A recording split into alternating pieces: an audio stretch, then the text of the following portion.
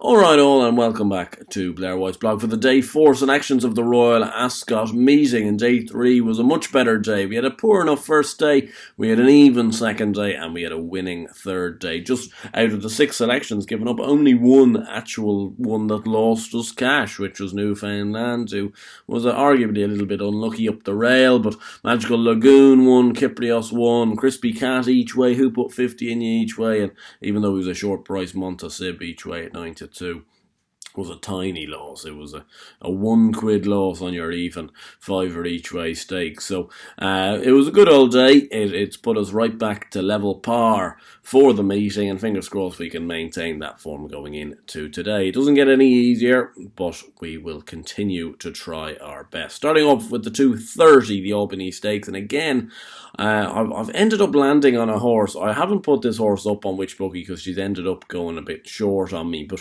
this Mudge, I think, is a fantastic chance in this race. Now, she's down to 2 to 1. I'm going to put her up because she's the horse I think that I think has the biggest chance of winning the race. Now, I'm not telling you anything you don't know, as she is favourite, but I think she's got a cracking chance here. And fingers crossed, Side Bin Saror can have a good winner of a 2-year-old race, which is something we haven't seen overly often in the last couple of years.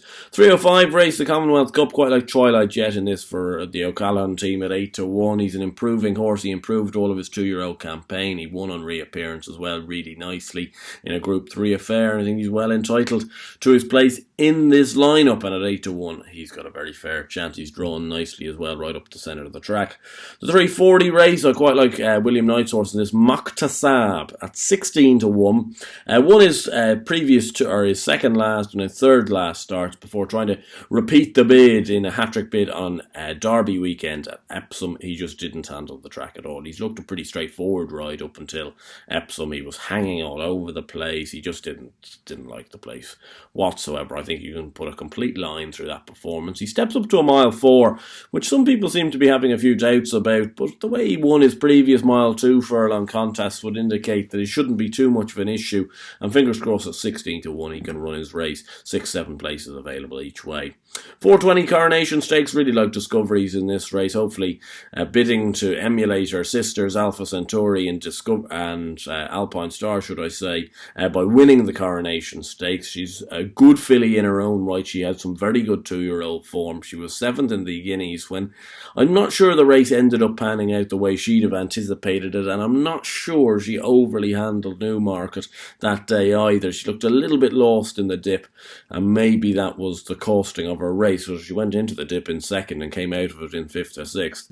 I think she'll be better on the round course here at Ascot. I think she'll be better at this course and distance, and at 8 to 1 I'm willing to give her a chance. The 5 o'clock race, quite like Persist in this race.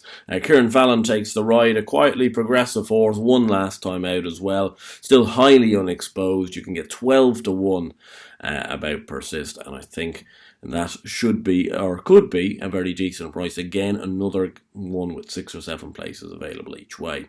5:35 race, the King Edward Stakes. I quite like Changing of the Guard in this. I said it on my WhichBookie video. I thought it was between the top 2.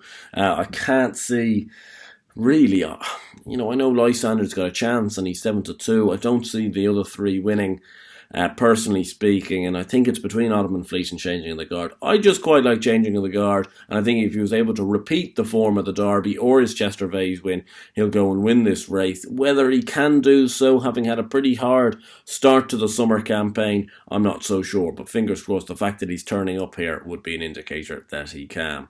And the final race, the House of Holyrood Stakes, 5 furlong handicap, the 6:10 race. I really like the favourite in this, actually, Ladies Church, for Johnny Murta. Ran a very good race, this filly, on her seasonal reappearance, when second at Cork in a listed race. She had some very good form last year. I think she'll be bang there. She's the type of filly that just constantly seems to win a race. You can get 6 to 1 around the place with 7 places available, and I'd be very disappointed if she wasn't in the first 7, and you'd be making a small profit on your bet if she was to do so, and I think she's got genuine win capabilities as well.